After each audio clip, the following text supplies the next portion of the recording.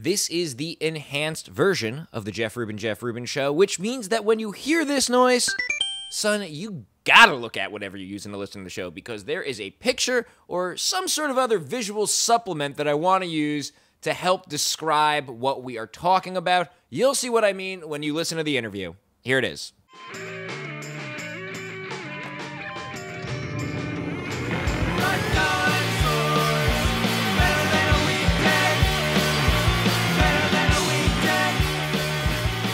Welcome to the Jeff Rubin Show. I am Jeff Rubin. On the phone this week is Josh Weinstein, also known by his professional name, J. Elvis Weinstein. Thank you for being on the show, Josh. Thanks for having me.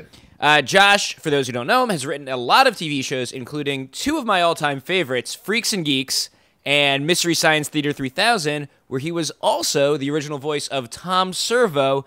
And even though Josh left the show and the show left us, he has continued the tradition of riffing on bad movies with some of his Mystery Science Theater coworkers with a live touring show called Cinematic Titanic. Is it fair to describe Cinematic Titanic as a touring show? Is that the main focus of it? Yeah, that's pretty much the main thing we do. We put out DVDs as well, but I would say the main thrust of what we're doing is performing live. The reason I ask is because I have to confess something. A few years ago, I also did a live show that was also very much like Mystery Science Theater.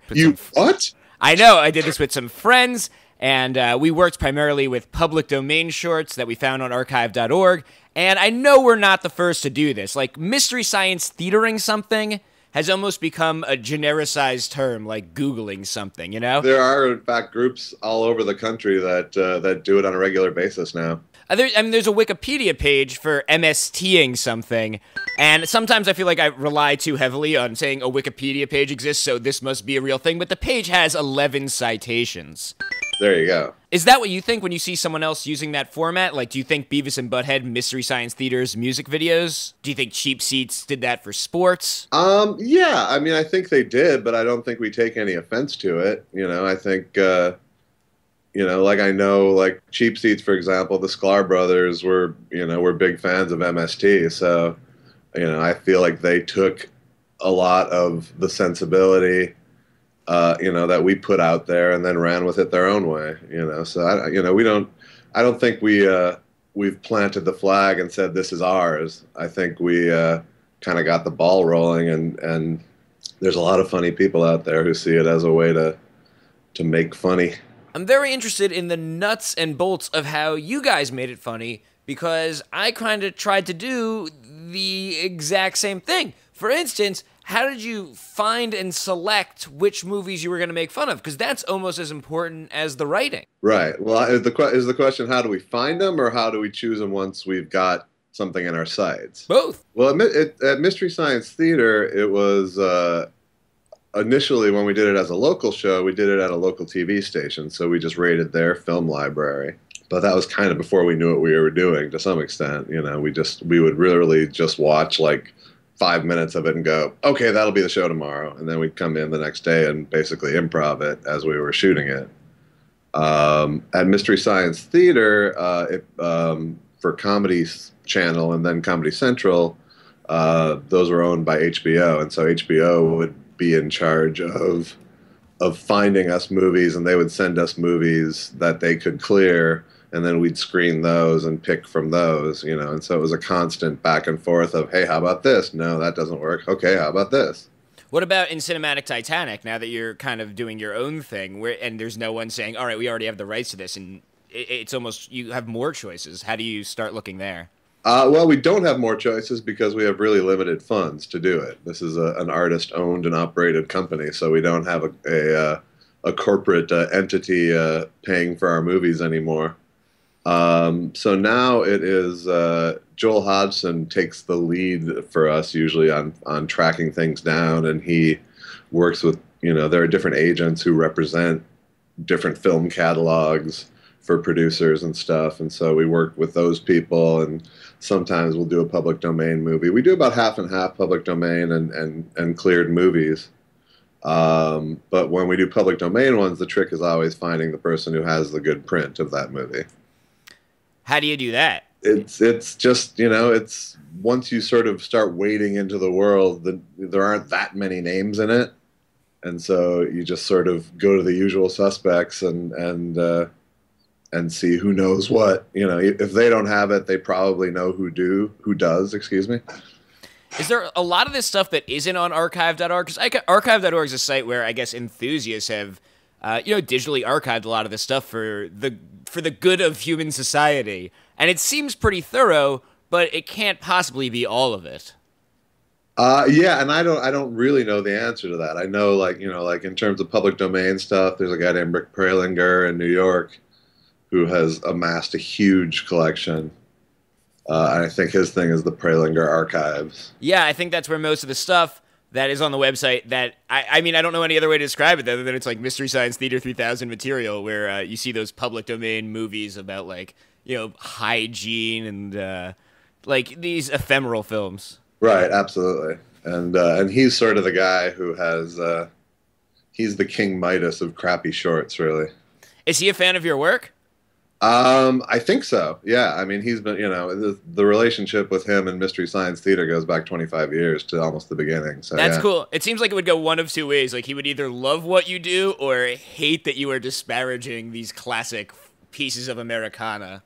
No, I suspect he's happy that they're seeing the light of day through what we do, you know? So once you're watching these movies, how do you decide this one's too good? Because sometimes when we were going through this process, some of them, they're just so bad, they're so boring that you can't dress it up. You can't possibly show it to an audience. Well, and yeah, and I mean, to me, that's kind of, you know, part of where the blurry line between art and science comes, you know? A lot of it is just that we've done this a lot, and so we have that sort of sixth sense of, okay, this one, it feels like what we're gonna do, you know?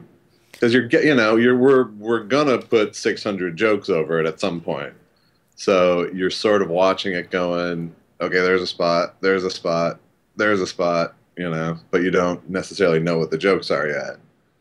So you kind of go on that feeling of, does this movie present that rhythm that we're looking for? And, you know, is there error in the dialogue? And is there, you know, is there a place for us, you know?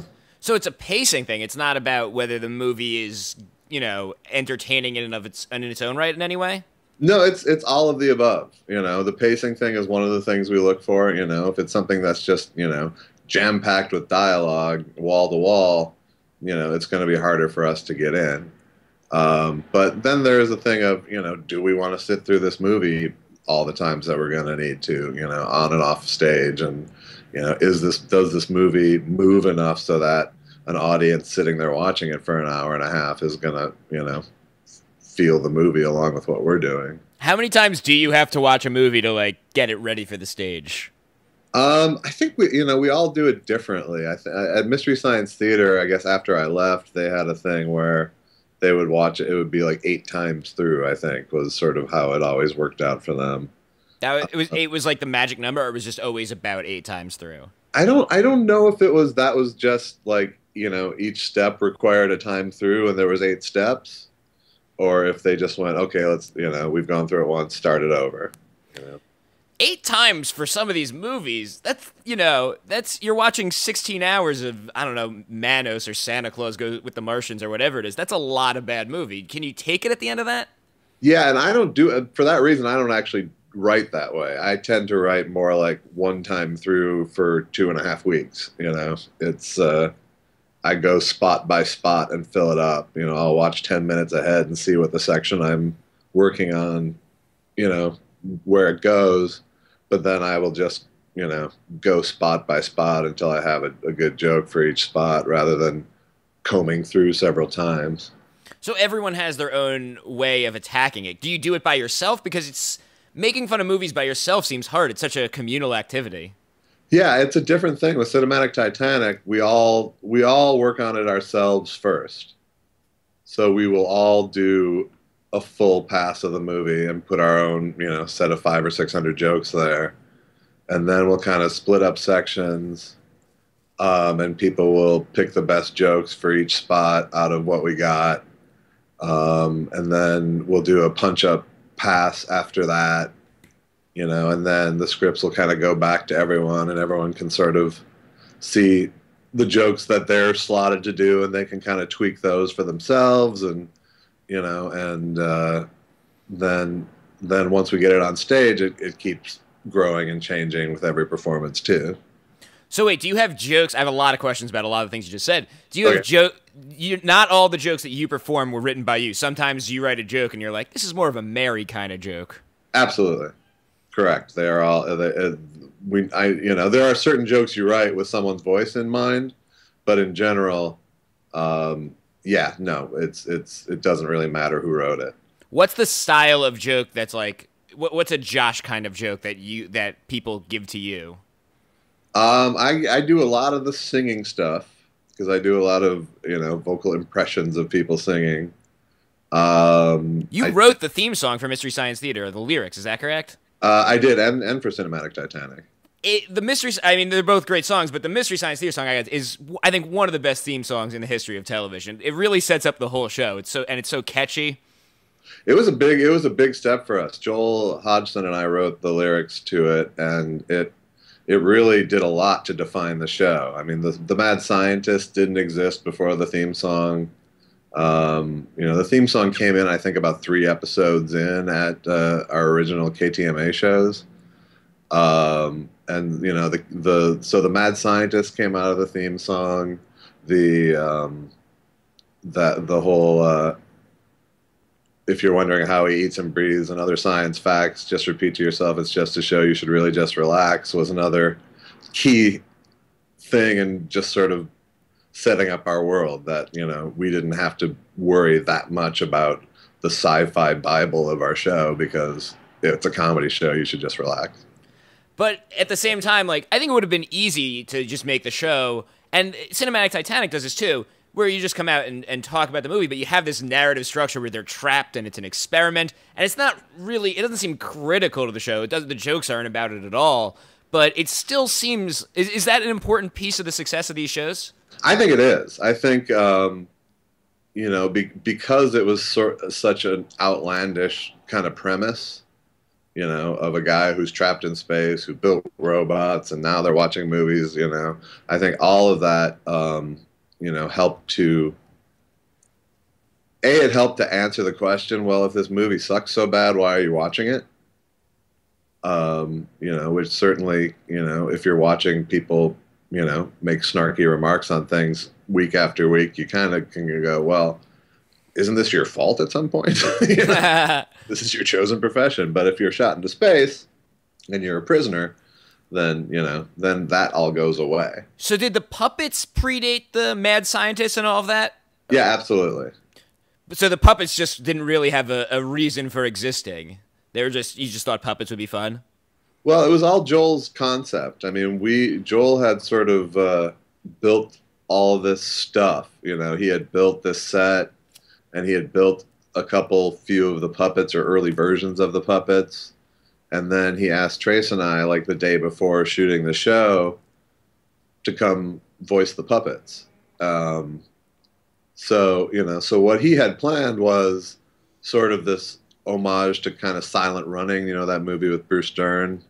I do not know the movie. It's a fun 70s sci-fi movie, but you'll see a lot of the elements of Mystery Science Theater there. It's a guy sort of trapped in a satellite, and he has robots, and so Joel's idea, Joel had sort of adapted that sort of setting and then applied it to the sort of Saturday afternoon local TV hosted movie concept. So his whole thing was, it's a hosted movie, but the host will actually go into the theater and watch it with you rather than cutting back and forth between the movie and the studio. And so his idea was, you'll come in and it'll be like watching it with an actual host, and he'll say things, and so the idea of having the guests in the theater with the audience was all Joel. And then once we got in there and started talking, that's where, movie riffing was sort of born, because I don't think Joel had considered that you could talk that much over a movie, So the setting and kind of the framework came before the actual riffing. I had always assumed it was the other way around. No, not at all. The riffing ended up being the thing. But going in, the sort of witty comments and and charming asides was kind of what it felt like was the initial concept. But then once we were in there and started talking, you start noticing the absence of it once you've laid down a certain amount of it. And so like each week we would kind of fill up a little more and know more and more what to look for, where jokes would come. And so it really we were really fortunate to have this UHF TV station going, all right, go ahead, we'll give you a day a week in our studio, do what you need to do. And and we really sort of figured it out week by week as we went. All I know about UHF TV stations comes from the movie UHF. What was it actually like working at one? It was a little more corporate than the movie UHF, but not that necessarily more competent. Was it was it just as wacky? It was it was podunk TV for sure. It was just a space in a little sort of warehouse park that they've converted into a TV station. And we'd go in there and do our show on Friday afternoons, but we had to be out by 5 because there was a wrestling show coming in using the studio at 5. So. And you mentioned that you were improvising those shows, whereas now you talk about you're writing them. Yeah. When we did it as a local show, it was virtually all improvised. Towards the end, we started actually at least going through the movie once the day before. But the whole process of the original UHF show was like very slapdash. We would come in on Thursday afternoon, spend about a half hour finding a movie, then come back Friday morning, about 8 in the morning, write host segments for about, 45 minutes. Then we'd go into the studio and shoot all the host segments with the robots and Joel talking and then we'd shoot the Mad Scientist introduction just before we went to lunch. And then we'd come back from lunch and we'd improv the movie all afternoon. And we'd literally edit the show together as we shot it. So you'd take one of those host segments from the morning, shoot a movie segment, lay that onto the online of the show. Then we'd put in another host segment, shoot another movie segment. And so by the time we wrapped the show, it was edited and in the can because we had been editing it as we shot it. Oh, that's interesting. So the whole process was a 24-hour production cycle, basically, for a 2-hour show. So, do you miss that element of it now that you're scripting jokes and very carefully putting together a script? I do and I don't. I did back in the day when we made the transition from UHF to actually, doing it for a living. We decided, okay, we better write. And so, I missed it some then, but I don't anymore. Now that we do it as a stage show, going up there armed with jokes you feel are good is a much better feeling. Yeah, I bet it is. And there's still plenty, there's plenty of room for us to improv within the framework of what we have up there. But having that, being armed like that is a much better feeling when there's an audience present. This would come up when we were performing our show. Is, the reason we got into it is because we like watching bad movies and making fun of them. And we would come up with lines during the show, but because, like you said earlier, there's a rhythm to it, and certain jokes, not only do you have to make room for that person to say the joke, but you got to make room for the movie to say the line that sets up that joke. How do you balance that when you're performing the show live? Well, it's really just experience at this point. That was the big curveball for us when we first started doing this, was managing the laughs, because you often get laughs that are sort of much bigger than what you're expecting, and that laugh will roll over two or three people's lines sometimes. And right. So that feeling of, okay, when are we back in, and when did the audience hear the next setup, is something that it's a kind of a muscle that you develop doing it. We've done about 100 shows now, and it's we get better all the time. Do you ever feel like you have to, because when we were doing this, there were some of the movies were so ridiculous on their own that there were parts of the movie that would just get a huge laugh without us saying anything. They were just, these really silly things. Do you ever feel like you have to just let the movie breathe, or does every laugh have to come from you picking on it? No, we love it when the movie gets a laugh, because it happens a lot, especially because our audience are so savvy to bad movies. You know, Yeah, of course. a huge percentage of our audience are Mystery Science Theater fans. I mean, it's not like it's not like we're necessarily drawing all that many newbies the first time through a city. Usually it'll grow. Usually the word of mouth will make it grow for the next time through, or the people who were dragged along the first time are excited about it the next time. But yeah, no, we love it when the movies get laughs. That we got one called Rattlers that we're doing now. That's going to come out on DVD in a couple months, and that one is just full of the audience, beating us to any joke we could do. Yeah, it's like the audience is coming up with their own. You just figure this one out. It's too easy. You come up with your own joke in your mind. Yeah, they know what's funny, and so for us, that's as good a moment as us telling a joke, because it's still just a shared experience between everyone. Even though you guys are scripting this, do the jokes have to feel like they're improv jokes, or are there any jokes where you are letting people know that you've already seen the movie? Anything that's like, you're counting down to a moment, or that you're predicting something happening?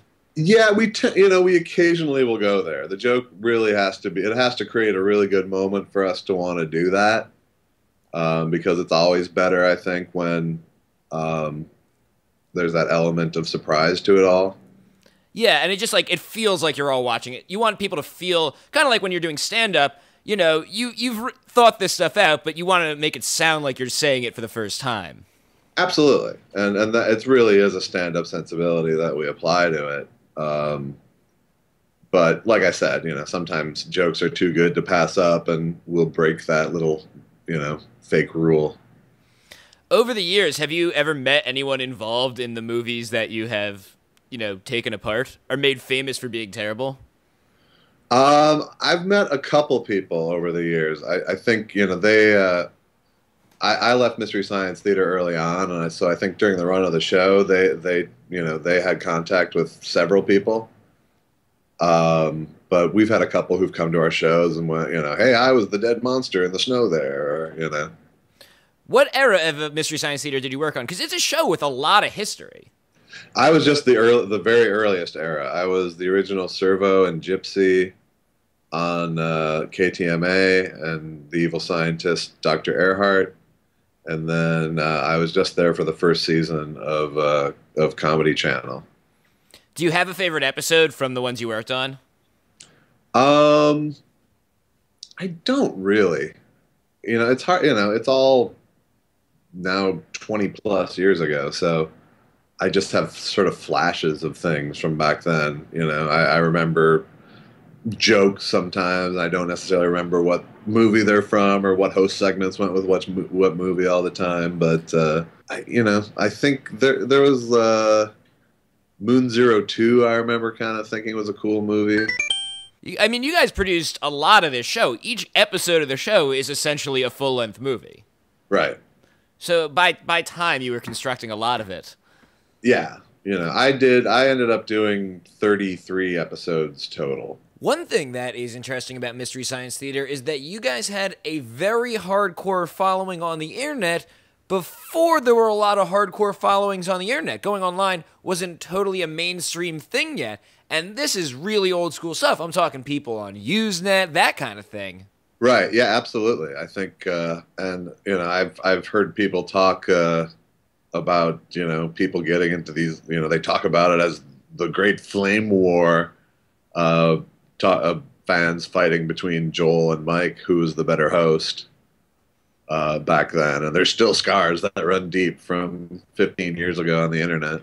But when I first got to the internet myself, which was early 90s, it was clear once I started looking that they had staked out a chunk of real estate that was MST people. Yeah, I mean, it's interesting because the first thing you remember is like the negativity and the flame war, but there was a lot of positive energy coming out of that too. Like I remember the first thing I got on like my Windows computer was I had like replaced all the sounds with Mystery Science Theater voice samples and that kind of thing. Right. And I think a lot of people probably became fans of it from that era, don't you think?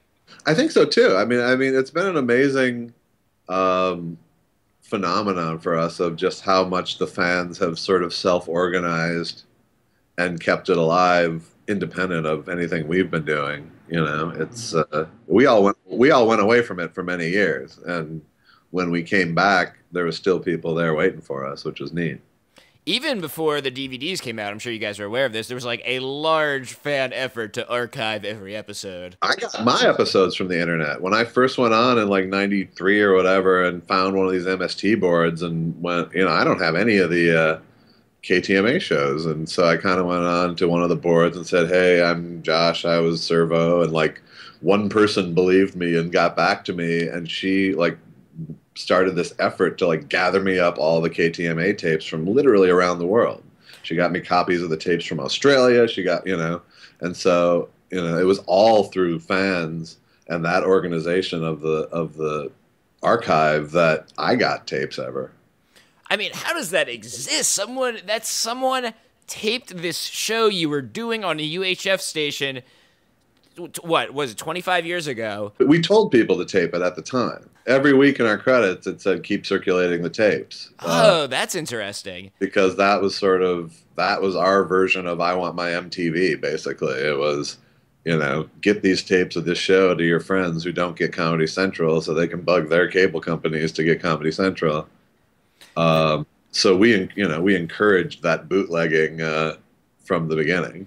That's really interesting because that, you know, it's very, very ahead of its time. It's very viral video-like. And something else that happened to is South Park. Like, that show started when people were just passing around tapes of that Christmas special that Matt and Trey did.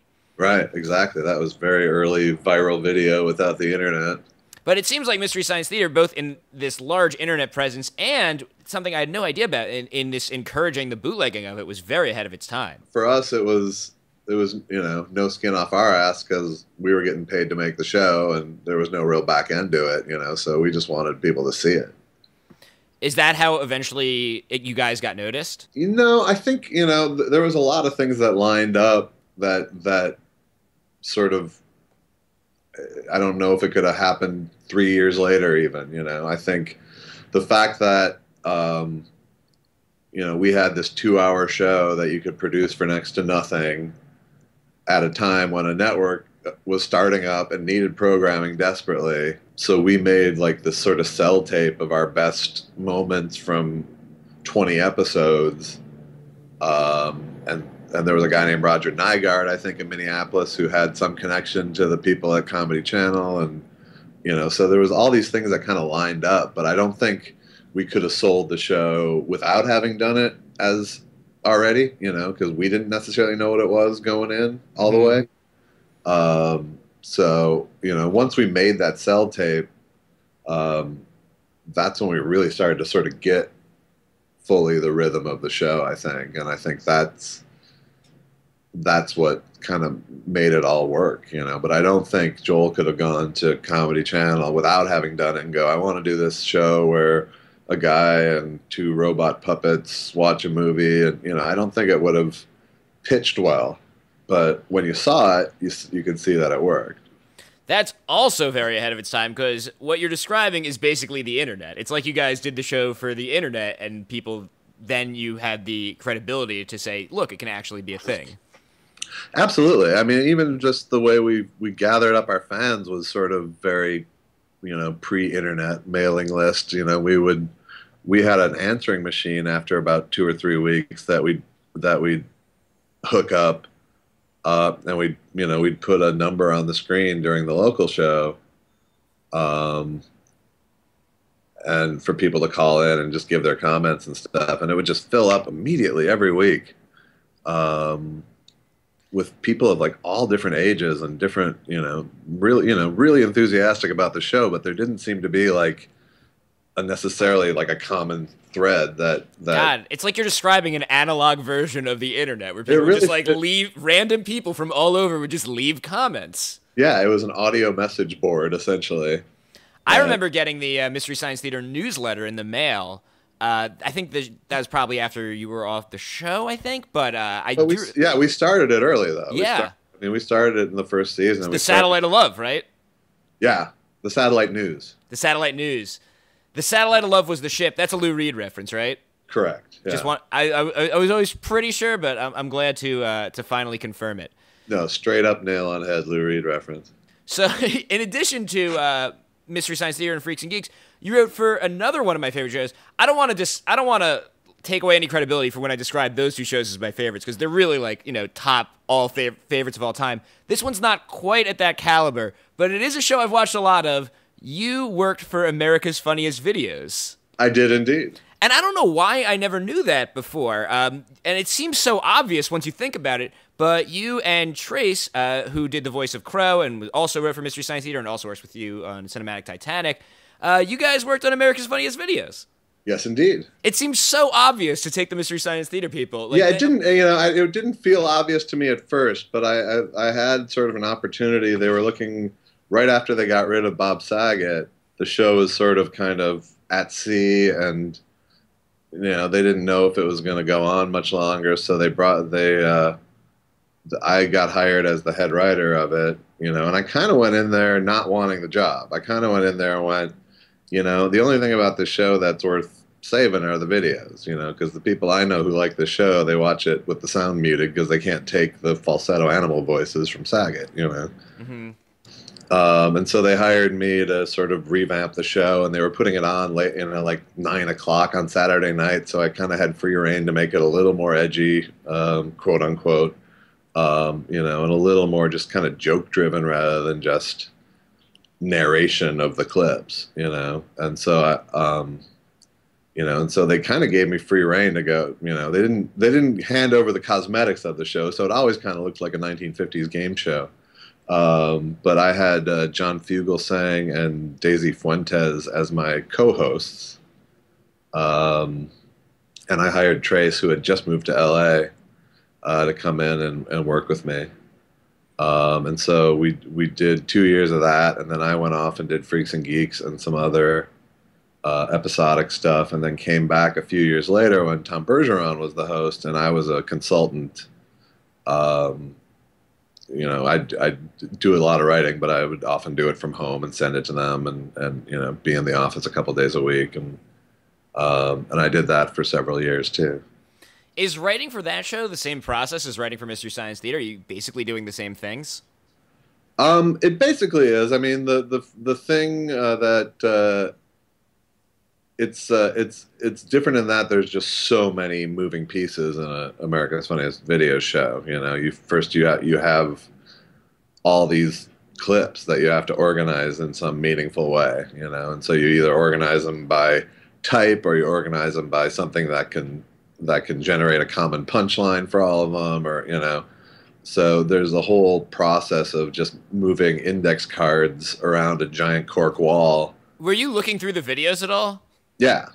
Like the videos, you were just like getting boxes of videos and opening them up and putting them in.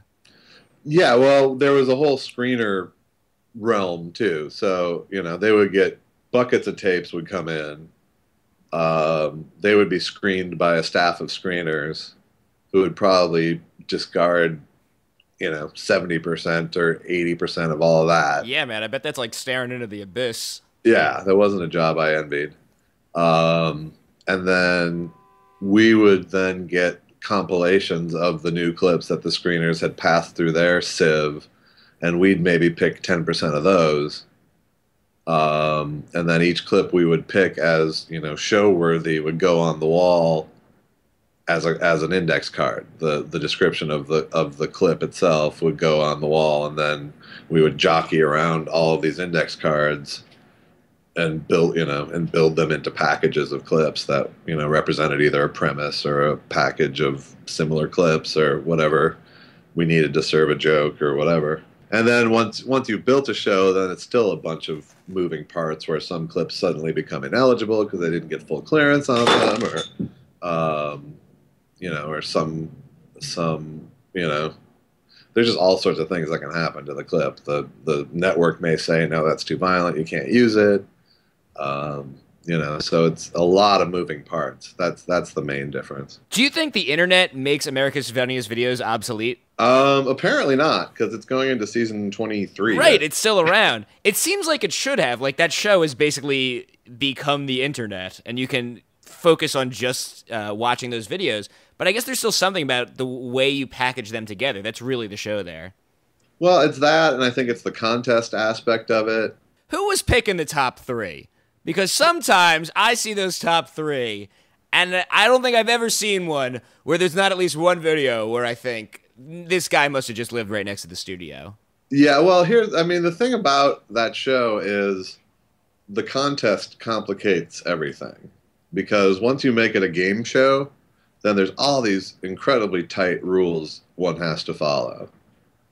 And so, an episode of America's Funniest Home Videos consists of clips that are fresh and eligible for the contest, but it also consists of clips that came from the England version of the show and the Spain version of the show. It sometimes includes clips that have been used in previous shows, and none of those are eligible for the contest. It has to be one that's never been up before, and and domestic. And so sometimes there were better clips in the show, but they weren't eligible for the contest. I guess that answers my question. I would absolutely agree that there was times where you go, really, that's going to be a finalist.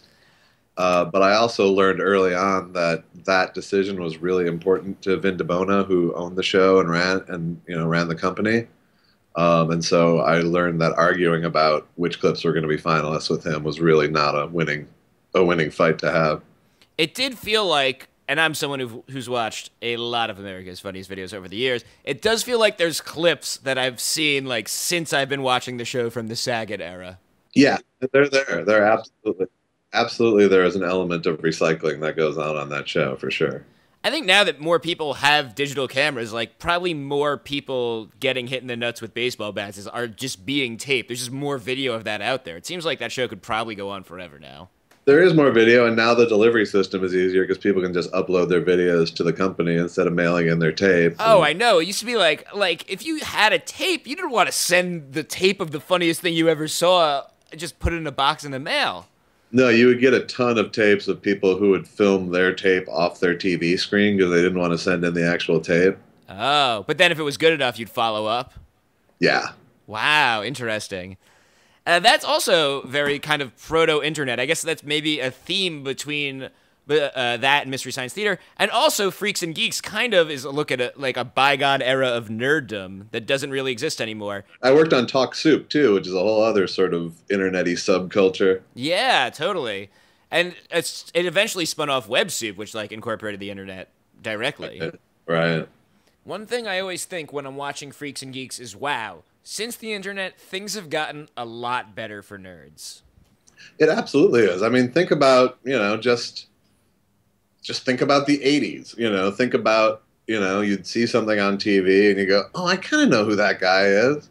But then they'd be gone, and so that thought would just sort of float off into the ether. But now you can just immediately follow up and go, oh, it's that guy, and he was in this, and he was in this, and he was in this, and you can immediately just sort of track down any lingering question or notion you have, and you can immediately become absorbed in any world you want to become absorbed in. Yeah, I think there was a time when if I couldn't dream of a day where I could just watch many episodes of Mystery Science Theater, just have them at my fingertips. Even when The Simpsons started coming out on DVD, I think that was the first show that really started packaging them in complete sense where you could be completist. Mystery Science Theater seemed so overwhelming just because it's so long that you could never really collect it and have access to lots of it. But now between that and Cinematic Titanic, you really can. Absolutely. Everyone can be a archivist and a completist now. Is Cinematic Titanic currently touring? Yes. Where can people go see the show? They can see us December 30th in Philadelphia at the Keswick Theater. We're debuting a new movie called The Astral Factor. What's that one about? That is about a sort of Norman Bates-like criminal obsessed with his mother who has gained the ability to astral project and therefore go and invisibly choke actresses who look like his mother. That sounds good. And then the really bad, overwrought acting detective who's on the case.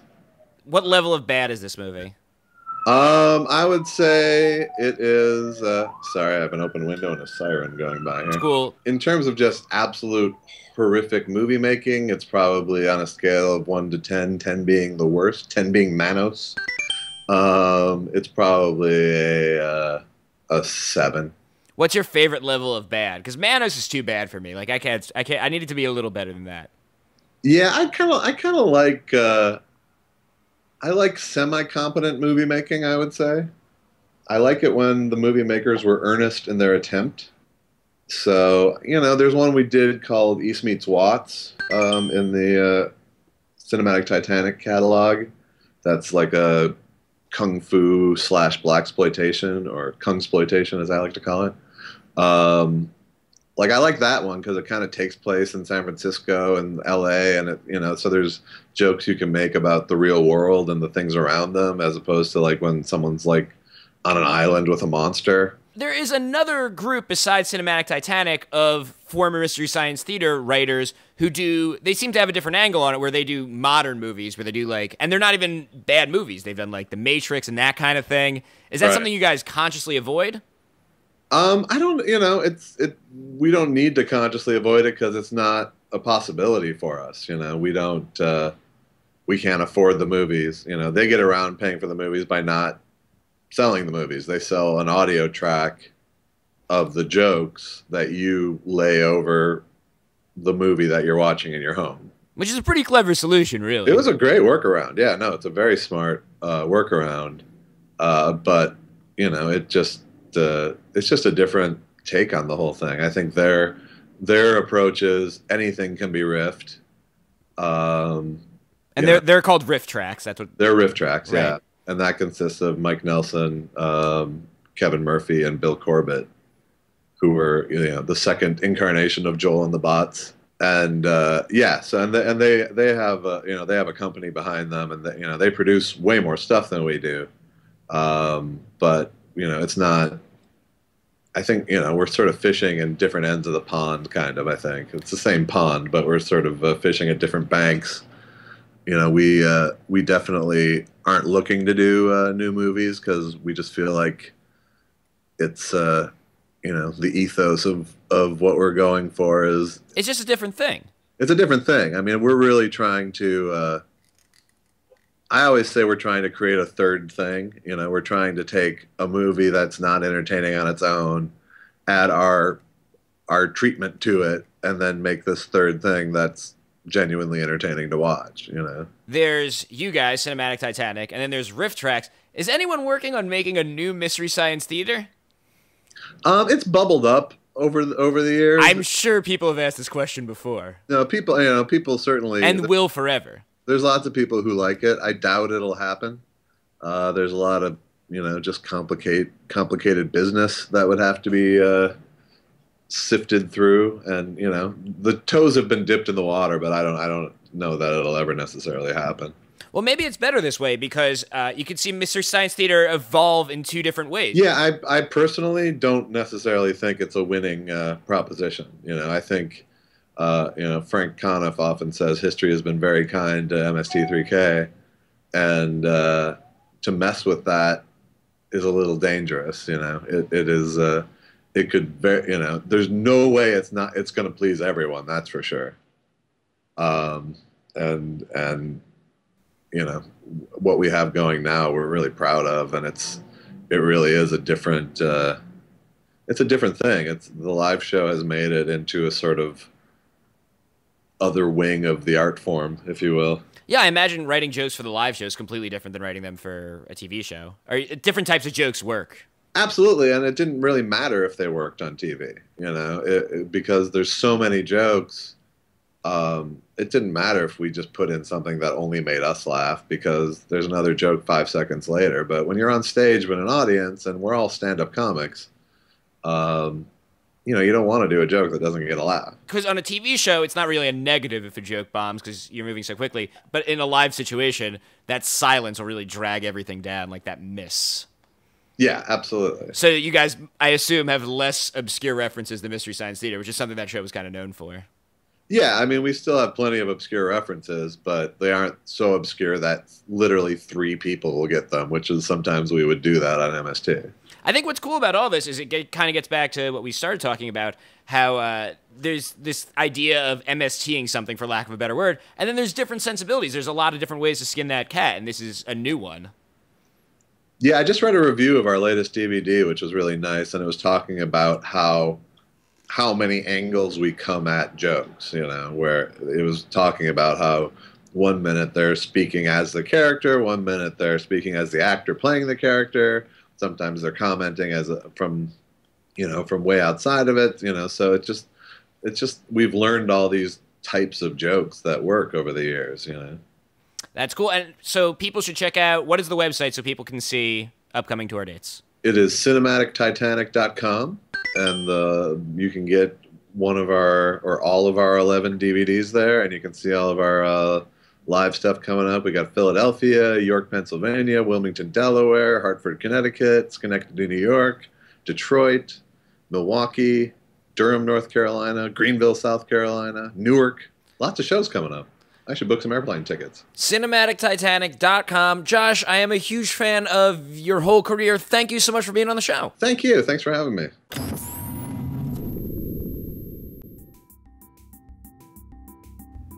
Wow, I cannot believe it has only been 25 episodes of this podcast, and we've already had Kirk Fogg, as well as someone else from Legends of the Hidden Temple, which I still can't string those words together without tripping over them, Legends of the Hidden Temple, but there was also Legends of the Hidden Temple. We also had Klaus Teuber, who created Settlers of Catan, and we had people from Degrassi. Now we've had someone from Mystery Science Theater 3000. I need to think of some new dream guests.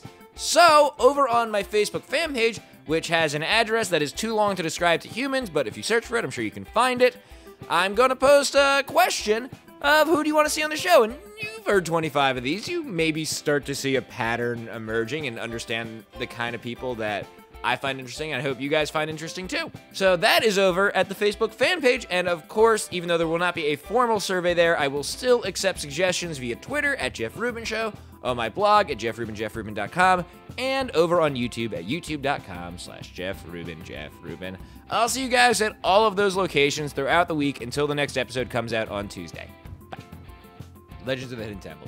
Legends of the Hidden Temple. It's not that hard. Legends of the Hidden Temple.